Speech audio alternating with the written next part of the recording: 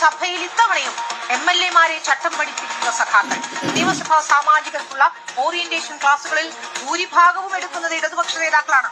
KK Shailaja, P Rajeev, MP Rajesh, VS Sunilkumar, N Jayaraj എന്നിവരാണ് ക്ലാസുകൾ നയിക്കുക. അപ്പോ സഖാക്കൾ സുഹൃത്തുക്കളെ, ഞാൻ പലപ്പോഴും ചില കാര്യങ്ങളൊക്കെ പറയുമ്പോൾ നിങ്ങൾ സഖാക്കൾക്ക് മാത്രമാണ് ചില കാര്യങ്ങളൊക്കെ ആധികാരികമായിട്ട് പറയാൻ കഴിയുക എന്നൊക്കെ ചില ആളുകളൊക്കെ പല സംശയങ്ങൾ ഉന്നയിക്കാറുണ്ട്. അങ്ങനെ ചോദിക്കുന്ന എല്ലാ ആൾക്കാരുടെ കൂടിയിട്ടാണ്. ശരിയാണ്, ഇടതുപക്ഷം അതിഗംഭീരമായിട്ട് തന്നെയാണ് പരാജയപ്പെട്ടുള്ളത്. ഇങ്ങനത്തെ ഒരു പരാജയം ഒരു പക്ഷേ ഇടതുപക്ഷം ഈ ഒരു തവണ പ്രതീക്ഷിച്ചിട്ട് ഉണ്ടാവില്ല എന്ന കാര്യത്തിൽ ഒരു സംശയമില്ല. പക്ഷേ ഒരു കാര്യം മനസ്സിലാക്കേണ്ടത്, എന്താണ് ജനാധിപത്യ വ്യവസ്ഥ, ഒരു നിയമസഭ എങ്ങനെയാണ് മുന്നോട്ട് പോകുന്നത്, ഒരു നിയമസഭാ അംഗം എങ്ങനെയൊക്കെയാണ് പെരുമാറുന്നത്, എങ്ങനെയൊക്കെയാണ് ചില പേപ്പറുകളൊക്കെ അവതരിപ്പിക്കേണ്ടത്, എങ്ങനെയാണ് ഒരു നിയമത്തിൽ ചില മാറ്റങ്ങൾ വരുത്തേണ്ടത്, എന്ത് കാര്യത്തിലാണ് ഒരു പുതിയ നിയമം ഉണ്ടാക്കേണ്ടത്, ഇതിനെക്കുറിച്ചിട്ട് നിയമസഭയിലുള്ള പെരുമാറ്റച്ചട്ടങ്ങളെ കുറിച്ചെല്ലാം ക്ലാസ് എടുക്കാൻ പോകുന്നത് നിങ്ങൾ ഇപ്പോഴും മനസ്സിലാക്കേണ്ടത് തോറ്റുപോയി എന്ന് ഇവിടുത്തെ ആളുകളൊക്കെ പറഞ്ഞുകൊണ്ടിരിക്കുന്ന ആളുകളാണ്. എന്ന് വെച്ച് കഴിഞ്ഞാൽ ഇവിടുത്തെ വലതുപക്ഷക്കാർ മുഴുവൻ തോറ്റുപോയി എന്ന് പറയുന്നത് ആരെക്കുറിച്ചിട്ടാണോ അവരാണ് ഈ പറയുന്ന വലതുപക്ഷക്കാർക്ക് ഇനി നിങ്ങൾ എങ്ങനെയാണ് ഈ ഒരു ഭരണഘടനാ സമിതിയിൽ എന്ന് വെച്ചാൽ ഈ നിയമസഭ അംഗത്വം എന്ന രീതിയിൽ നിങ്ങൾ എങ്ങനെയാണ് മുന്നോട്ട് പോകേണ്ടത് എന്നതിനെക്കുറിച്ച് കൃത്യമായ ക്ലാസ് എടുക്കാൻ ഇപ്പോഴും അറിയുന്നത് ഇടതുപക്ഷക്കാർക്കാണ്. എന്ന് വെച്ച് കഴിഞ്ഞാൽ ഞാൻ ഒരല്പം കടന്ന് തന്നെ പറയട്ടെ, സ്വല്പം വിവരവും വിദ്യാഭ്യാസവും ഉള്ളത് അവർക്ക് മാത്രമാണ് എന്നൊക്കെ പറയേണ്ടി വരും. കാരണം ഇതിനെക്കുറിച്ചിട്ട് ക്ലാസ് എടുക്കാൻ പോകുന്ന ഭൂരിപക്ഷ ആൾക്കാരും പക്ക CPM-കാരാണ്.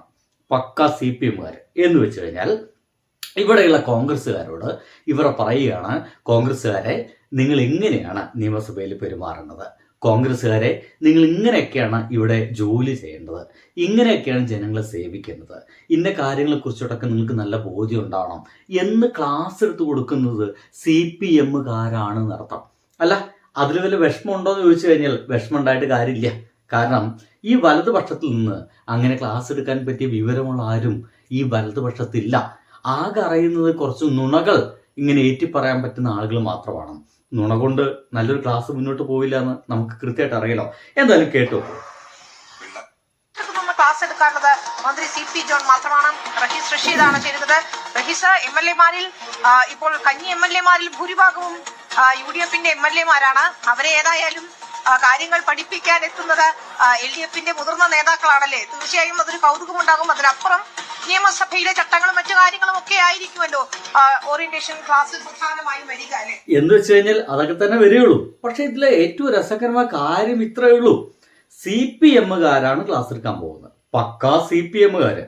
ഇനി അതുകൂടിയാണ് കേട്ടോളൂ, CPM-കാരാണ് ഇവിടെയുള്ള വലതുപക്ഷം ജയിച്ചു കഴിഞ്ഞ പുതിയ ആളുകൾക്ക് ക്ലാസ് എടുക്കാൻ വരുന്നത്.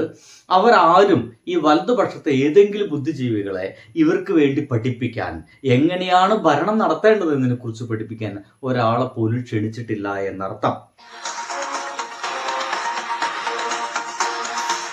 അക്കാഡമിക്കായി ക്ലാസ് എടുക്കാൻ പറ്റിയ ഏറ്റവും നല്ല ആളുകളെ നിയമസഭാ സെക്രട്ടേറിയറ്റ് തെരഞ്ഞെടുത്തതാണ് എന്ന് കരുതാം. പക്ഷേ അതിനകത്ത് ഒരു കൗതുകമുണ്ട്. കൗതുകം എന്ന് പറയുമ്പോൾ ആകെ 7 ക്ലാസ്സാണ് നാളെ രാവിലെ മുതൽ വൈകുന്നേരം വരെ നടക്കുന്ന സെഷനിലുള്ളത്.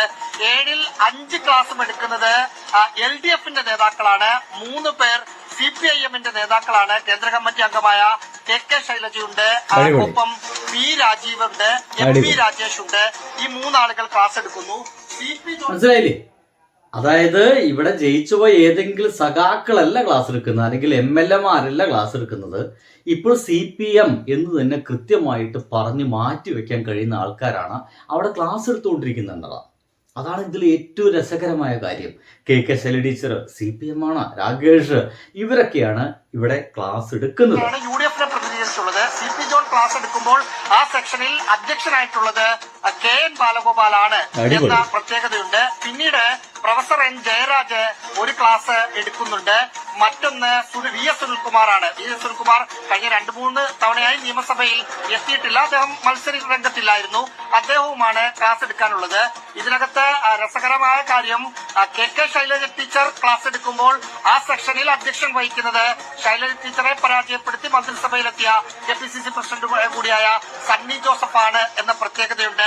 VT Balram, MP Rajesh class എടുക്കുമ്പോൾ അത് കേൾക്കാൻ എടുക്കാൻ VT ബൽറാം ഇരിക്കുന്നു. N ജയരാജ് ക്ലാസ് എടുക്കുമ്പോൾ ആ റോണി അവിടെ ജയരാജിനെ പരാജയപ്പെടുത്ത ആ റോണി അവിടെ ഇരിക്കുന്നു എന്നതടക്കമുള്ള കൗതുകം കൂടി, അത്തരം ദൃശ്യങ്ങൾ കൂടി അല്ലെങ്കിൽ വീഡിയോകൾ. അപ്പൊ ഇവിടുത്തെ ഒരു രസകരമായ കാര്യം ഇത്രയാണ് നമ്മൾ മനസ്സിലാക്കേണ്ടത്. സിംപിളി പറഞ്ഞു കഴിഞ്ഞാൽ, ഇങ്ങനെ ക്ലാസ് എടുക്കാൻ വിവരമുള്ള ആരെങ്കിലും വലതുപക്ഷത്ത് ഇല്ല എന്ന് വേണമെങ്കിൽ നമുക്കിതിനെ കരുതാം. അല്ലെങ്കിൽ ഒരു കാര്യം മുന്നോട്ട് കൃത്യമായിട്ട് പറഞ്ഞു കൊടുക്കാൻ പറ്റുന്ന ആകെ വിവരമുള്ള കുറച്ച് ആൾക്കാർ അത് CPM മാത്രമേ ഉള്ളൂ എന്ന് കോൺഗ്രസ്സുകാർ കൂടി അംഗീകരിക്കുന്നു എന്നതുകൂടിയാണ് ഇതിന് പുറകിലുള്ള ഏറ്റവും രസകരമായിട്ടുള്ള കാര്യമുള്ളത്. എന്തൊക്കെയായാലും സംഗതി വളരെ ഭംഗിയാണ്. തോറ്റവരും ജയിച്ചവരൊക്കെ ഒരുമിച്ചിരിക്കുന്നു. തോറ്റ ആളുകൾ ജയിച്ച ആളുകൾക്ക് ക്ലാസ് എടുക്കുന്നു. അതാണ് ഇതിലെ ഏറ്റവും വലിയ ഫണ്ണി എന്ന് പറഞ്ഞാൽ ഇതാണ്. തോറ്റ ആളുകൾ ജയിച്ച ആളുകൾ ക്ലാസ് എടുക്കുന്നു. ഇത്തരം ക്ലാസ്സുകൾ എനിക്ക് തോന്നുന്നത് കേരളത്തിൽ അങ്ങോളം ഇങ്ങോളം വേണമെന്നുള്ളതാണ്. ഒട്ടുമിക്ക പഞ്ചായത്തുകളും ഇപ്പോൾ നമ്മൾ മനസ്സിലാക്കേണ്ടത് തകർന്നു തരിപ്പണമായിക്കൊണ്ടിരിക്കുകയാണ്. കാരണം ഇവർക്കിത് കൃത്യമായിട്ട് എങ്ങനെ അത് മുന്നോട്ട് കൊണ്ടുപോകേണ്ടത് എന്നതിനെക്കുറിച്ച് വലിയ ധാരണയൊന്നുമില്ല. എന്ന് വെച്ച് കഴിഞ്ഞാൽ ഇപ്പോൾ നമ്മുടെ കേരളം മുഴുവൻ എടുത്തു നോക്കി കഴിഞ്ഞാൽ ഈ മഴക്കാലവുമായി ബന്ധപ്പെട്ടുള്ള അസുഖങ്ങൾ, പനി പോലുള്ള, ഡെങ്കിപ്പനി പോലുള്ള മരണം പോലും സംഭവിച്ചിരിക്കുന്നു ഇന്ന്. അപ്പോൾ ഇത്തരം അസുഖങ്ങളൊക്കെ കൂടി വരികയാണ്. ഈ തിരുവനന്തപുരത്തൊക്കെ BJPക്കാരുടെ കയ്യിൽ അധികാരം ഏൽപ്പിച്ചതിൻ്റെ ഒരു വലിയ നാറ്റം അവിടുത്തെ തിരുവനന്തപുരത്തുകാർ ഇപ്പം ഇങ്ങനെ അനുഭവിച്ചുകൊണ്ടിരിക്കുന്നുണ്ട്. പറഞ്ഞു വെച്ച് ഇത്രയാണ്, ഇവിടെ തദ്ദേശ തെരഞ്ഞെടുപ്പിലെല്ലാം ജയിച്ചു വന്നത് പുതിയ ചെറുപ്പക്കാരാണ്, എന്ന് വെച്ചാൽ പുതിയ UDFകാരാണ്. അവർക്ക് ഇതിനെ പറ്റിയിട്ട് യാതൊരു ധാരണയില്ല. ആകെ 4 മുദ്രാവാക്യം വിളിക്കാൻ അറിയണ്ടായിരിക്കും. അതിനെപ്പറ്റി ഈ ഒരു ഭരണത്തെക്കുറിച്ചോ ഇതെങ്ങനെ മുന്നോട്ട് കൊണ്ടുപോകുന്നതിനെ കുറിച്ചോ യാതൊരു ധാരണയില്ല. ഈ ധാരണയില്ലാത്ത ഇത്തരം ആളുകളൊക്കെ അധികാരത്തിൽ കയറിയതുകൊണ്ടാണ് ഈ മഴക്കാല പൂർവ്വ ശുചീകരണം എന്ന് പറയുന്ന ഇത്തരം പരിപാടികളൊന്നും നമ്മുടെ കേരളത്തിൽ കാര്യക്ഷമമായി നടക്കാതിരുന്നത്. ആ ഒരു സംഗതി നടക്കാത്തതുകൊണ്ടാണ് ഇത്ര അധികം അസുഖങ്ങളൊക്കെ ഇതിൻ്റെ ഭാഗമായിട്ട് നമ്മുടെ നാട്ടിൽ കൂടുന്നത് എന്നുള്ളതാണ്. പറഞ്ഞു വയ്ക്കുന്നത് ഇത്രയാണ്, ഇടതുപക്ഷക്കാർ വെറുതെ ചുമ്മാ 4 മുദ്രാവാക്യം വിളിച്ച് അധികാരത്തിൽ കയറുക മാത്രമല്ല, അവർക്കിത് അറിയാം, ഇത് എന്താണ് സംഭവം എന്നറിയാം, ഇതെങ്ങനെ മുന്നോട്ട് പോകേണ്ടതെന്നറിയാം. അങ്ങനത്തെ ഒരു സാമാന്യ ധാരണ ഇവർക്കുണ്ട്. എന്നാൽ അത്തരത്തിലുള്ള ധാരണ മറ്റു ടീമിന് ഇല്ല എന്ന് വേണമെങ്കിൽ ഈ ഒരു വാർത്തയിലൂടെ നമുക്ക് വേണമെങ്കിൽ വ്യാഖ്യാനിച്ചെടുക്കാവുന്നേ ഉള്ളൂ. എന്തായാലും ഇറ്റ്സ് വെരി ഇൻട്രസ്റ്റിംഗ്. ബൈ.